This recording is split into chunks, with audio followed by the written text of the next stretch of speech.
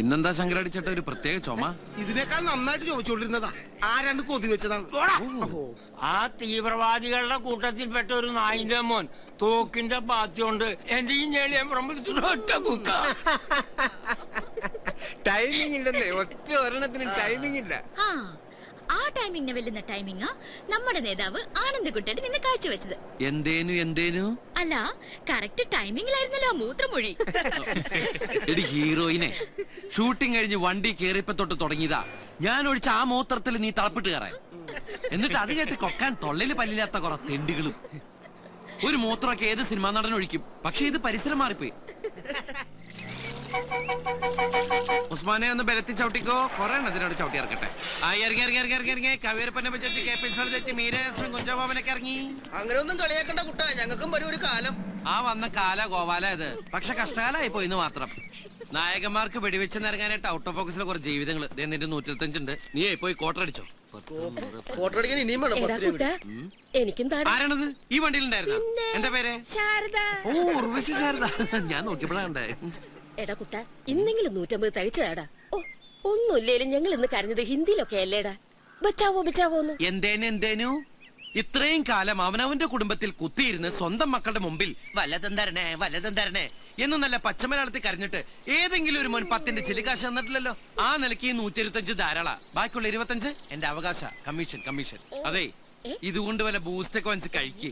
ചാള വറുത്തതുപോലെ വരുന്നത് എനിക്ക് കൊണ്ട് ക്യാമറയുടെ മുമ്പിൽ നിർത്തുന്നാണാവുക. 10 രൂപ കുറവുണ്ട് ചേച്ചി, ബാക്കി നാളെ തരണേ. നാളെ ഇവര് വിളിക്കണ്ടാ. അപ്പൊ ബാക്കിയുള്ളവർക്ക് 125 വെച്ച് നീ അങ്ങോട്ട് കൊടുത്താ മതി. ഇനിയും ഞാനിവിടെ നിന്ന് ഡയലോഗ് പറഞ്ഞ കരഞ്ഞു പോകും. ഉസ്മാനെ രക്ഷപ്പെട്ടോ. ദിവ്യ മോള് പിടി. മോക്കുള്ളത് സുന്ദരൻ. അല്ല, ഇതെന്താ 125? എന്റെ എക്സ്ട്രാ 100 എവിടെ? എക്സ്ട്രാ 100? നീ എന്റെ ഡബിൾ റോൾ അഭിനയിച്ച?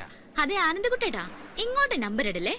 3-4 കൊല്ലം മുമ്പ് ഇയാള് ചായപ്പൊടി കച്ചവടത്തിന് ഇറങ്ങിയപ്പോ അവിടുത്തെ ഓഫീസ് സ്റ്റാഫായി കയറി വന്നോളാം ഞാൻ. എന്തായിരുന്നു ഐശ്വര്യം. 3ന്റെ അന്ന് പൂട്ടിയില്ലേ? അത് പൊട്ടിപ്പൊളിഞ്ഞ് പിന്നെ ഷർട്ട് വെച്ചോളം തുടങ്ങിയപ്പോഴും സെയിൽസ് ഗേൾ ആയിട്ട് നീ എന്റെ കൂടെ ഉണ്ടായിരുന്നു. അതും 3-ാം ദിവസം പൊട്ടിപ്പൊളിഞ്ഞ് ഇപ്പതാ ജൂനിയർ ആർട്ടിസ്റ്റായി മലയാള സിനിമയെ പരിപോഷിപ്പിക്കാൻ ഇറങ്ങി തിരിച്ചപ്പോഴും ഇവള് നിന്റെ കൂടെ ഉണ്ടെന്നല്ലേ നിന്റെ അടുത്ത ഡയലോഗ്. എന്തേനു? എന്റെ ഡയലോഗ് താൻ പറഞ്ഞ തന്റെ ഡയലോഗ് പറയാൻ പിന്നെ താനുണ്ടാവില്ല കേട്ടാ. കഴിഞ്ഞ മാസം കോയിനട്ടിന്റെ കടം വീട്ടാനും വേണ്ടി 3000 രൂപ എന്റെ അടുത്ത് എണ്ണ മേടിച്ചപ്പോ എന്താ പറഞ്ഞത്? വർക്കുള്ള സമയത്ത് ഡെയിലി 100 വെച്ച് തിരിച്ചു പിടിച്ചോളാനല്ലേ? അത് ഞാൻ കടം വാങ്ങി തന്ന കാശാ. അങ്ങനെ ഒരു കാശോ? എനിക്കൊന്നും ഓർമ്മ വരുന്നില്ല ഈശ്വര. നീ കിടന്ന് ഉരുളൊന്നും വേണ്ട. ഇക്കാര്യമേ എനിക്ക് നല്ല ഓർമ്മയുണ്ട്. എങ്ങനെ? എനിക്ക് ഓർമ്മയില്ലാത്ത കാര്യം തനിക്ക് ഓർമ്മയുണ്ടെന്നാ? എന്തേനു? കുന്തേനു. ഞാൻ പറയാം.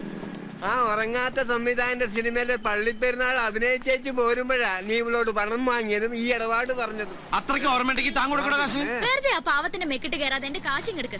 ഇന്നലത്തെ 100ഉം ഇന്നത്തെ 100ഉം. എനിക്ക് നാളെ രാജിക്ക് ഫീസ് കൊടുക്കാനുള്ളതാ. അയ്യോടി, ഈ കാര്യം നീ നേരത്തെ പറയണ്ടേ. അവൾ എന്റെ കൂടി അനിയത്തിയിലടി. ആ ഫീസ് ഞാൻ കൊടുക്കും. കിട്ടുമ്പോ അടുത്ത മാസം ഒരുമിച്ച് വണ്ടി വിടാം. നീ എന്തിനോട് ഒറ്റയ്ക്ക് ഇങ്ങനെ കുടുംബഭാരം ചുമക്കണത്? ഞാനും ഇല്ല നിന്റെ കൂടെ. അതൊക്കെ പോട്ടെ. എന്തായാലും ഇന്ന് നീ ആ പർദ്ദക്കിട്ട് ഹിന്ദി ഡയലോഗും പറഞ്ഞ് കരഞ്ഞു ഓടി വരണ കണ്ടപ്പോ ബോംബെ സിനിമയിലെ മനീഷ കൊയ്രാളെ എനിക്ക് ഓർമ്മ വന്നത്. ശരിക്കും? ഹീറോയിന്റെ സ്റ്റോപ്പ് എത്തി.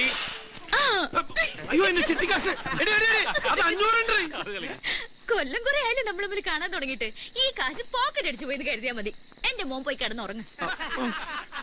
എത്ര കിലോമീറ്റർ ഞാൻ പിടിച്ചെന്നതാ. ആ റൊമാൻറ്റിക് ആയതാ കുഴപ്പമായത്. മലയാള സിനിമ നീനാളുമായിട്ട് AMMA, MACTA, chamber, film producers association, distributors association, പല പല ഫാൻസ് അസോസിയേഷൻ, ഇങ്ങനെ മലയാള സിനിമയെ പരിപോഷിപ്പിക്കുന്ന എല്ലാ സംഘടനകൾക്കും ആയുരാരോഗ്യ സൗഖ്യം നേരുന്നു. ചന്ദ്ര, ഇവനിതെവിടെ പോയി?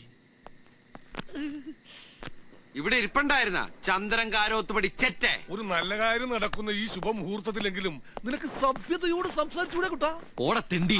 നീ സഭ്യതയുടെ അതിർവരമ്പുകൾ വീണ്ടും ലംഘിക്കുന്നു കുട്ടാ. ഈ നഗരത്തിന്റെ പെരുമാറിൽ നക്ഷത്രങ്ങളെ സാക്ഷി നിർത്തി ഞാൻ മലയാള സിനിമയ്ക്ക് വേണ്ടി പ്രാർത്ഥിച്ച് ഈ കുരുതിജലം പാനം ചെയ്യുകയായിരുന്നു. അറിയോ നിനക്ക്? മലയാള സിനിമയ്ക്ക് കൂട്ടക്കരച്ചിൽ നടത്താൻ വേണ്ടി രാവിലെ നിന്നെ വിളിച്ചപ്പോ ഇതൊന്നായിരുന്നില്ല നിന്റെ ഭാഷ. അപ്പൊ ഞാൻ ഇംഗ്ലീഷ് ഭാഷയിലേക്ക് സംസാരിച്ചത്. രാവിലെ ഇംഗ്ലീഷ്, ഉച്ചക്ക് ഹിന്ദി, വൈകിട്ട് ബ്ലഡി മലയാളം. അതാണ് എന്റെ ശീലം. എന്റെ ശീലം നിനക്കറിയാലോ. എവിടെ നിന്ന് കിട്ടിയടാ നിനക്ക് ഡ്രൈ ചിക്കനും ബ്രാൻഡിയും? ഈശ്വര, കാലത്ത് ഞാൻ പോകുമ്പോ ആ ജോസഫേട്ടന് കൊടുക്കാനുള്ള ഡെയിലി അടപ്പ് 300 രൂപ മുറിയിൽ അൽമാരിൽ വെച്ചിട്ടാ പോയത്. നീ ഇത് അടിച്ചു മാറ്റോടാ. കൂടെയുള്ള ജൂനിയർ ആർട്ടിസ്റ്റുകളുടെ 25ഉം 50ഉം കൊങ്ങ കുടിച്ചുണ്ടാക്കുന്ന നിന്റെ തൂറ്റ സമ്പാദം അടിച്ച് മാറ്റിയിട്ട് വേണ്ടാ ചന്ദ്രക്കാരോത്ത് പഠിക്കും ബ്രാൻഡി അടിക്കാൻ കേട്ടാ പട്ടി തണ്ടി നാറി ചെറ്റെ. നല്ല സഭ്യമായ ഭാഷയിലേക്ക് സംസാരിച്ചൂടെ നിനക്ക്? ഞാൻ അല്പം മോശം ഭാഷ സംസാരിക്കുന്ന നിനക്ക് കേൾക്കാൻ സൗകര്യമില്ല എന്നാ കേട്ടോ. മലയാള സിനിമ ഉള്ളോടത്തോളം കാലം വരെ ഈ കാരോത്ത് പഠി ചന്ദ്രൻ അന്തസ്സായിട്ട് ജീവിക്കും. ജൂനിയർ ആർട്ടിസ്റ്റ് ആണെങ്കിൽ അങ്ങനെ കൂവാൻ പോയിട്ടാണെങ്കിൽ അങ്ങനെ. എങ്ങനെ? ഇതേ 4 നേരം നല്ല അന്തസ്സായിട്ട് കൂവേണ്ടൊക്കെ കാശാ. എവിടെ കൂവിട്ട്? സിനിമ തിയേറ്ററിൽ ഇന്ന് എത്ര പടങ്ങൾ റിലീസായി? 3. ആ 3 ഒരു ക്ലാസ്, ഒരു ആക്ഷൻ, ഒരു കോമഡി. അതിൽ ആക്ഷൻ പടത്തിന്റെ ആൾക്കാർ എന്നെ രാവിലെ വിളിച്ചു പറഞ്ഞ് ഒരു 10-15 ആൾക്കാരെയും കൂട്ടി കോമഡി പടം കളിക്കുന്ന തിയേറ്ററിൽ പോയി കൂവാൻ.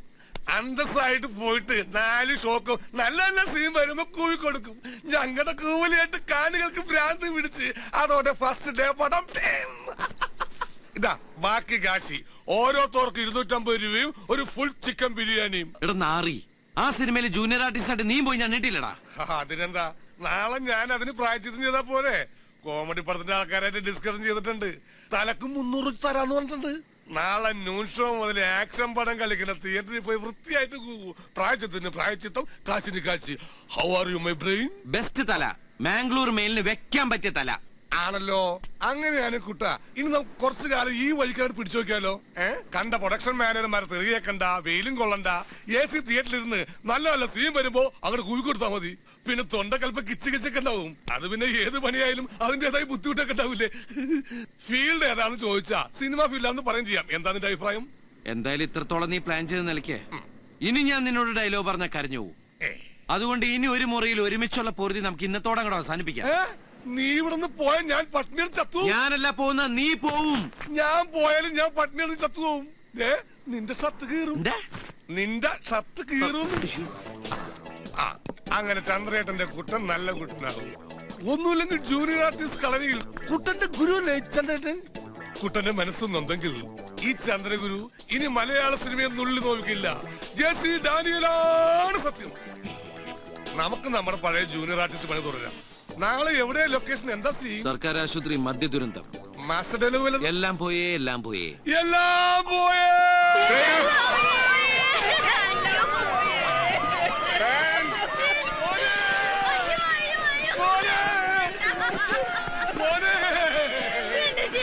ഡാഡിയുടെ പൊന്നു മോനെ, നിന്റെ കോളേജിൽ പറഞ്ഞത് മദ്യം മദ്യപിക്കാനായി. എന്താ കാണിക്കുന്നത്? ഒന്ന് പറഞ്ഞു. ശരി സാർ. എടോ ശവമേ, ഈ ശവല്ല തന്റെ മോൻ, ആ ശവമാണ് തന്റെ മോൻ. അച്ഛന്റെ പ്രായമുള്ള ഈ ശവത്തെ കയറണോ താൻ മോനെന്ന് വിളിച്ച് കയറണത്? ഉള്ളതിലും നല്ല ശവത്തിനൊക്കെ സെലക്ട് ചെയ്തെടുത്താ. സെലക്ട് ചെയ്ത് നീ ആരടാ? അവര് പറഞ്ഞോട് കേട്ടപ്പോരെ. സാറേ ഇവന് ഉച്ചക്കുള്ള ചോറ് കൊടുക്കണ്ട. സിനിമന്റെ ചോറ ആദ്യം തൊട്ട് താൻ മിണ്ടാതെ കിടക്കണോ? താൻ വെള്ളടിച്ച് തട്ടിപ്പോയ ശവാണ്. ലോ ഷാജി, അയാളുടെ വായിലോർച്ച് കൂടുതൽ പതവെച്ച് കൊടുത്തേ. എന്താടോ പദദുരന്തം? പഴയ പോർഷൻ, പഴയ പോർഷൻ, പഴയ പോർഷൻ.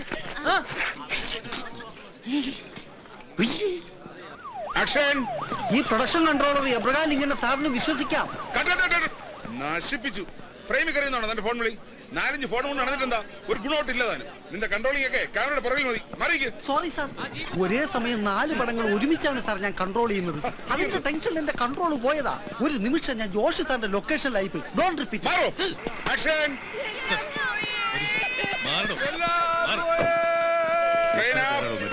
വരൂ. ലീഡർ മാറി വേറെ പാർട്ടി ഉണ്ടാക്കാൻ പോയല്ലോടാ മോനെ.